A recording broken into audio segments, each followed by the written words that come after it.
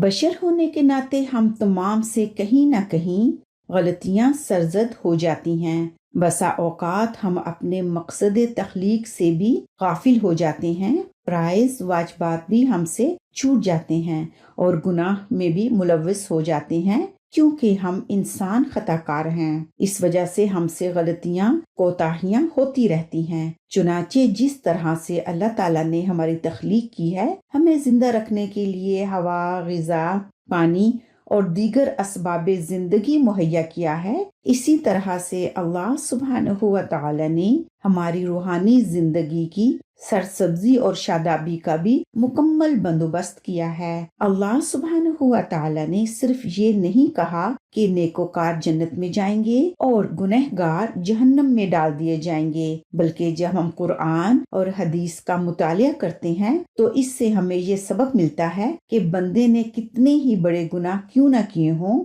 لیکن جب اسے اپنے گناہ کا احساس ہو جائے تو اس سے نکلنے کا راستہ بھی اللہ سبحانہ وتعالی نے بتایا ہے۔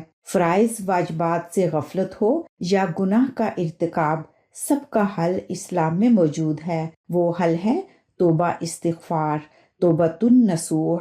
رسول اکرم صلی اللہ علیہ وآلہ وسلم نے فرمایا، اس سے مراد یہ ہے کہ جب تم سے کوئی قصور ہو جائے تو اپنے گناہ پر نادم ہو، پھر شرمندگی کے ساتھ اس پر اللہ سے استغفار کرو اور آئندہ کبھی اس فعل کا ارتکاب نہ کرو۔ جیسے بنی اسرائیل کے ایک بندے نے سچی توبہ کی تھی، اس کا نام نصوح تھا۔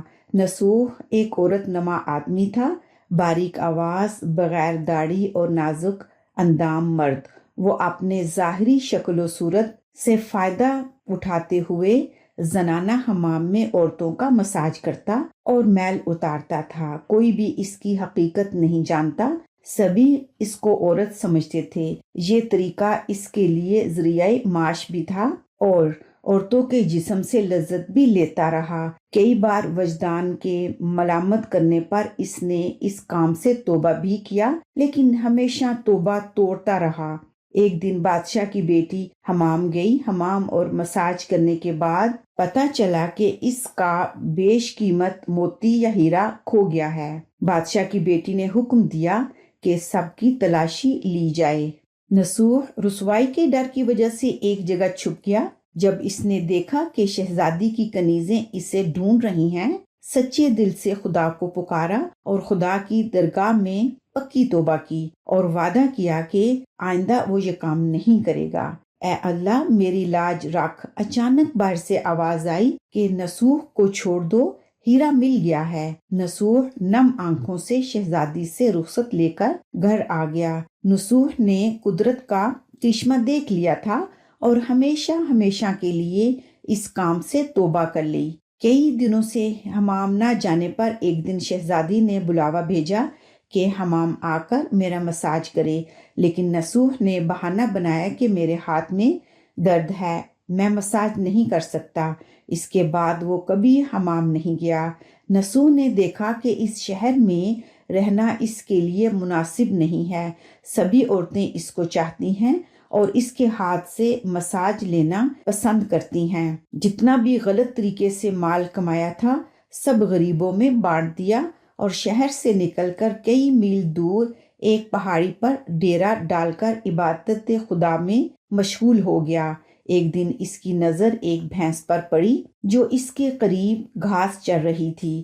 اس نے سوچا کہ یہ کسی چرواہے سے بھاگ کر یہاں آ گئی ہے، تو تب تک میں اس کی دیکھ بھال کر لیتا ہوں جب تک اس کا مالک نہ آئے، لہٰذا اس کی دیکھ بھال کرنے لگا۔ کچھ دن بعد بھینس نے بچہ دیا اور نصوح اس کا دودھ استعمال کرنے لگا۔ ایک مرتبہ ایک تجارتی قافلہ راستہ بھول کر ادھر آ گیا۔ قافلے کے لوگ جو سارے پیاس کی شدت سے اندھڑال تھے، انہوں نے نصوح سے پانی مانگا۔ نصوح نے سب کو پانی پلایا اور سب کو سیراب کر دیا۔ قافلے والوں نے نصوح سے شہر جانے کا راستہ پوچھا۔ نصوح نے ان کو آسان اور نزدیکی راستہ دکھایا۔ جانے سے پہلے تاجروں نے نصوح کو بہت سارا مال دیا۔ نصوح نے ان پیسوں سے کنواں کھودا آہستہ آہستہ وہاں لوگ بسنے لگے اور عمارتیں بننے لگیں۔ وہاں کے لوگ نسوح کو بڑی عزت اور احترام سے دیکھتے تھے۔ رفتہ رفتہ نسوح کی نیک نامی کا ذکر بادشاہ تک پہنچا، وہی بادشاہ جو اس شہزادی کا باپ تھا۔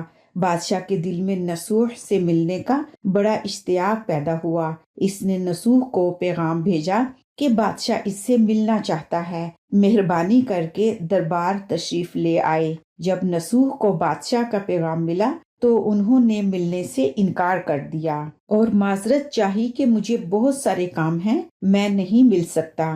بادشاہ کو بہت تعجب ہوا۔ انہوں نے کہا کہ اگر نسوح نہیں آ سکتے ہم خود اس کے پاس جائیں گے۔ جب بادشاہ نسوح کے علاقے میں داخل ہوا تو خدا کی طرف سے ملک الموت کو حکم ہوا کہ بادشاہ کی روح قبض کر لے۔ اس زمانے کے رسم و رواج کے مطابق اور بادشاہ کو نسوح سے ملنے کی وجہ سے لوگوں نے نسوح کو تخت پر بٹھایا۔ نسوح نے اپنے ملک میں عدل اور انصاف قائم کیا اور اسی شہزادی سے شادی کر لی۔ ایک دن نسوح تخت پر بیٹھ کر لوگوں کی داد رسانی کر رہا تھا کہ ایک شخص وارد ہوا اور کہنے لگا، کچھ سال پہلے میری بھینس گم ہو گئی تھی، آپ کی عدالت سے اپنی بھینس کے لیے آیا ہوں۔ نسوح نے کہا کہ تمہاری بھینس میرے پاس ہے، آج جو کچھ میرے پاس ہے تمہاری بھینس کی وجہ سے ہے۔ نسوح نے حکم دیا کہ اس کے سارے مال و دولت کا آدھا حصہ بھینس کے مالک کو دیا جائے۔ وہ شخص خدا کے حکم سے کہنے لگا، اے نسوح، جان لو میں انسان نہیں ہوں بلکہ فرشتہ ہوں، تمہارے امتحان کے لیے آیا تھا۔ یہ سارا مال و دولت تمہارے سچے دل سے توبہ کرنے کا نتیجہ ہے، یہ سب کچھ تمہیں مبارک ہو۔ یہ کہہ کر وہ فرشتہ نظروں سے غائب ہو گیا۔ نسوح نے سچے دل کے ساتھ توبہ کی تھی تو اللہ سبحانہ و تعالی نے اسے دنیا میں ہی بہترین انعام سے نوازا۔ ایک حدیث مبارکہ حضرت انس رضی اللہ تعالی عنہ سے اس طرح مروی ہے کہ رسول اکرم صلی اللہ علیہ وآلہ وسلم نے فرمایا، تمام ابن آدم انسان خطا کار ہیں اور ان میں سب سے بہترین توبہ کرنے والا ہے۔ توبہ کے معنی ہے پلٹنا، واپس آنا، رجوع کرنا۔ استغفار کے معنی ہے گناہوں اور لغزشوں سے اللہ کی بخشش طلب کرنا۔ معافی مانگنا یعنی جب بندے کو اپنے گناہوں کا احساس ہو جاتا ہے تو وہ اپنے رب کی طرف پلٹ آتا ہے اور اس سے معافی کی درخواست کرتا ہے، اور اللہ تعالیٰ کی ایک صفت ہے التواب۔ بس اللہ تعالیٰ اپنے بندے کی توبہ قبول فرماتا ہے۔ توبہ کرنا ایک مومنانہ صفت ہے اور توبہ نہ کرنا شیطانی صفت ہے، کیونکہ جب حضرت آدم علیہ السلام سے خطا ہوئی، آپ نے شجرے ممنوعہ کا پھل کھا لیا، لیکن آپ کو فوراً پشیمانی ہوئی اور اپنے رب سے معافی مانگ لی۔ اللہ رب العزت نے معاف فرما دیا۔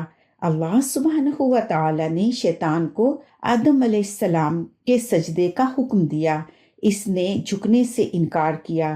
اللہ تعالیٰ کے حکم کا انکار شیطان کی غلطی تھی۔ وہ اپنی غلطی پر اڑ گیا اور مختلف دلائل دینے لگا، میں برتر ہوں اور آدم کمتر ہے۔ اس طرح اس نے تکبر کیا۔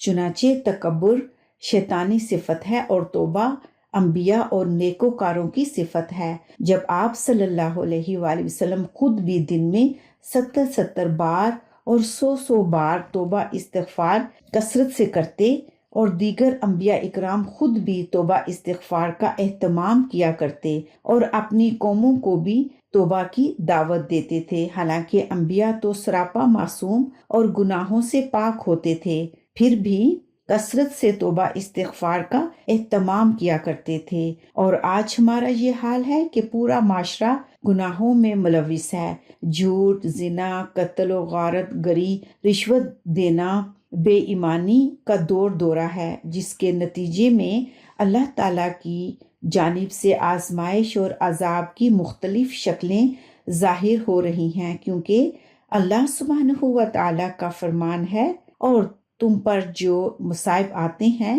وہ تمہارے ہی کرتوتوں کا نتیجہ ہیں، اور خدا تو بہت سی خطاؤں سے درگزر کرتا رہتا ہے۔